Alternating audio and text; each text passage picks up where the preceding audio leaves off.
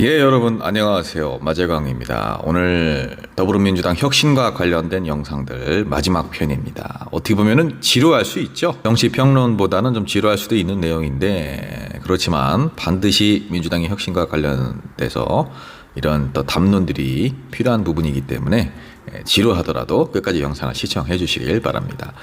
윤석열 정권 결국에는 왜 심판을 해야 될까요? 우리가 혁신을 하려고 하는 이유는 윤석열 정권의 심판과도 연결이 되어 있다고 해도 과언이 아닌데, 이태원 참사, 오송 참사, 윤석열 정부 예산의 투입도 없이 인력의 증원도 없이 하위 공무원들만 탓을 하고 있죠. 얼마 전 이태원 참사 관련해서 경찰 특별수사본부가 수사 결과를 발표를 했죠. 사전 조치나 사후 대책 부족 등을 이유로 경찰 용산구청 관계자들 23명을 검찰에 넘겼죠. 그런데 역시나 정작 넘겨줘야 될 이상민 행안부 장관, 오세훈 서울시장, 이런 사람들은 쏙 빠져 있습니다. 심지어 서면 조사조차 하지 않고 무혐의 처분을 내려버립니다. 왜 그러냐? 인파 온집 시 벌어질 위험에 구체적인 주의 의무가 없다. 이게 말이 됩니까 지금?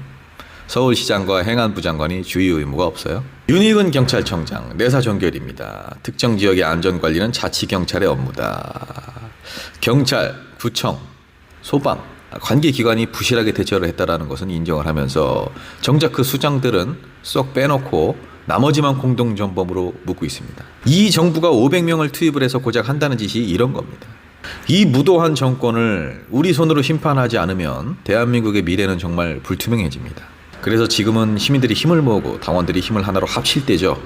그러기 위해서는 내부 혁신이 필요한 것이죠. 윤석열 정권의 오만함을 심판하기 위해서는요. 니케이 주가지수 26% 뛰었습니다. 우리나라 코스피 11%입니다. 올해 경제 성장률 전망치 일본 2%, 우리나라 1.4%입니다. 원래부터 우리나라와 일본이 이렇게 차이가 벌어졌을까요? 2배 가까운 차이가? 아니죠. 일본은 잃어버린 30년이 있죠. 버블이 붕괴된 이후에 경기가 계속해서 침체됐습니다. 그 도중에 우리는 엄청나게 성장을 해서 따라잡았죠.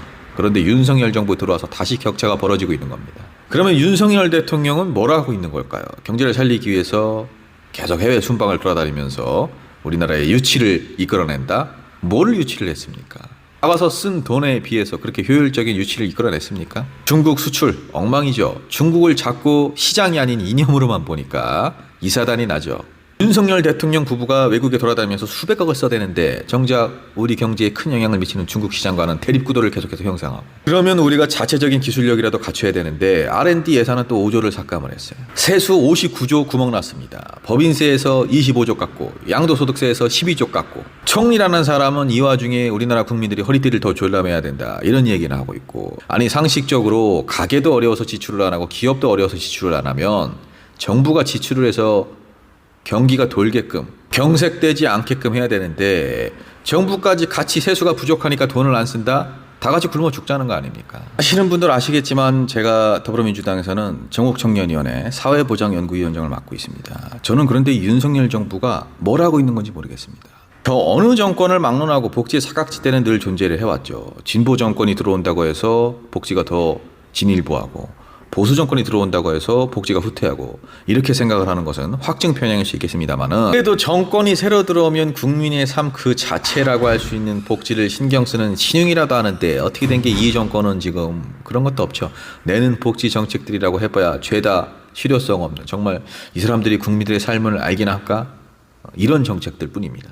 이 예로 하나를 들어보면 윤석열 대통령이 후보 시절에 공약으로 내건 거 있어요. 청년들에게 했던 사탕발림. 정기예금처럼 매달 저축을 하면 목돈을 마련해서 주겠다. 문재인 정부 때 청년희망적금이라고 해서 2년 만기로 진행을 했었습니다. 근데 2년 만기임에도 불구하고 이 당시에 1년 만에 45만 명이 해지를 합니다. 윤석열 정권 한술 더 뜹니다. 5년을 부르라는 거예요. 5년간 70만 원씩 내면 4,200이죠. 거기에 800토해서 5천만 원 만들어주겠다. 이게 정말 현실성이 있는 정책입니까? 그마저도 도중에 해지를 하면 모든 혜택이 다 사라지는 거예요. 지금 이런 식으로 자꾸 정책을 내는 겁니다. 청년들과 서민들의 고충 몰라요. 부모님에게 돈을 받아 쓰거나 생활하는데 여유가 있는 20, 30대 청년들에게는 매달 70만 원씩 넣는 것이 그럭저럭 할만할 수도 있습니다. 그러나 힘들게 알바하면서 본인들이 학비 벌어가면서 생활비 벌어가면서 이렇게 살아가는 대다수의 평범한 청년들에게 5년 동안 매달 70만 원씩 넣으라고 하는 게 그리고 나서 꼴랑 800만 원 더 준다는 게 이게 지금 실효성이 있는 정책이냐는 거예요. 그러니까 자꾸 이렇게 어처구니 없는 정책들 만들어내지 말고 우리 민주당의 민생 전문가들 정말 많습니다. 그런 분들이 좀 더 힘을 써주시고 정치권에 머물고 있는 사람들 말고 일반 시민들의 이야기를 좀 더 수렴할 수 있는 그런 시스템을 만들고 제대로 안착시키고 전국적으로 확대해 나간다면은 그것이야말로 민생 혁신이다. 정말 윤석열 정부가 저질렀던 만행들 뭐 나열을 하려면 수도 없습니다. 그러면 정책적으로라도 이 사람들이 국민들 마음을 달래야 되는데 앞서 말씀드렸듯이 그러지도 못하고 있습니다. 윤석열 대통령은 마치 레드 컴플렉스가 있는 사람처럼 보입니다. 본인의 부족한 정치적인 역량, 경륜 이런 것들을 반공정서를 이용을 해서 만회를 해보려고 하는 그런 사람처럼 보입니다. 어차피 시간이 갈수록 윤석열 정권은 실책을 계속할 것이고 결국에 무너지게 되겠지만 문제는 향후 4년을 앞으로 좌지우지할 다음 총선에서 우리가 승리를 해야만 윤석열 정권을 심판할 수 있다는 건데 저는 이게 원론적인 이야기처럼 들릴 수도 있겠지만 양당을 지지하는 콘크리트층들은 논의를 하고 스윙보터들이나 샤이 지지층들 결국에는 이제 이분들은 덜 나쁜 쪽을 뽑는 거거든요. 그렇다면은 선거를 이기기 위해서는 우리 쪽의 잘못은 덜 부각이 돼야 하고 상대 쪽의 잘못은 더 부각이 되어야 하고 이게 이제 기본적인 선거의 원리라고 할 수가 있는 건데 지금 민주당 사람들은 너무 조심을 안 하고 있습니다. 부정성 효과라는 것이 있죠. 사람들은 긍정적인 정보보다 부정적인 정보를 더 중요하게 취급을 하는 경향이 있습니다. 그렇다면은 부정적인 정보에 의해서 판단을 내린 것을 더 확신을 갖는다는 얘기입니다. 유권자들도 마찬가지입니다. 특정 후보자 혹은 정당인, 정치인에 대한 악성 정보를 인식하게 되면 그 당까지 미워하게 되죠. 탈범죄화가 잘 안 된다는 얘기입니다. 즉 해당 집단에 부여한 특성을 그 집단을 구성하고 있는 개개인이 다 갖고 있다라고 생각을 하면 안 된다는 건데 그게 뭐 말처럼 쉽습니까? 잘 안 되죠. 그러면 어떻게 되겠습니까? 민주당에서 사건 사고 하나 터지면 민주당 전체가 미워지는 거죠. 지금 민주당의 안 좋은 핵심 특질 안타깝지만 성이나 비위입니다. 총선이 다가올수록 정말 더 조심을 해야 되고 시도의원님들 특히나 더 조심을 해야 됩니다. 나의 행동이나 실수가 우리 당의 패배를 불러올 수 있다는 걸 강하게 인식을 해야 됩니다. 어떻게 보면 혁신은 거기서부터 시작이 된다고 할 수가 있겠죠. 진보는 보수보다 상대적으로 높은 도덕성을 요구받고 무언가 추문이 발생했을 때 더 엄격한 잣대의 적용을 받습니다. 우리 입장에서는 억울할 수도 있겠습니다만은 어쩔 수 없습니다. 왜냐?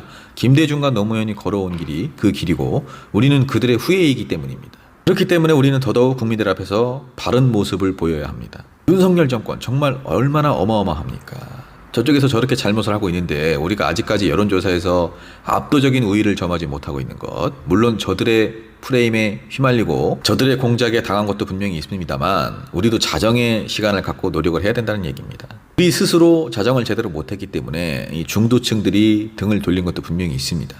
때문에 원론적인 이야기가 되겠지만 민주당 혁신을 하려면 그리고 내년 총선에서 승리를 하려면 정말 깔끔하게 투명하고 정당하게 중앙이든 지방이든 권력과 권한을 가진 사람들이 사명감을 갖고 임해야 합니다. 자, 마재강TV 오늘의 정치 토크 여기까지입니다. 혁신과 관련된 내용들 제가 다른 토론회에서 이야기를 하려고 했었던 건데 시간이 미처 안 돼서 얘기를 못해서 이렇게 제 개인 채널에 여러 편으로 풀어봤습니다.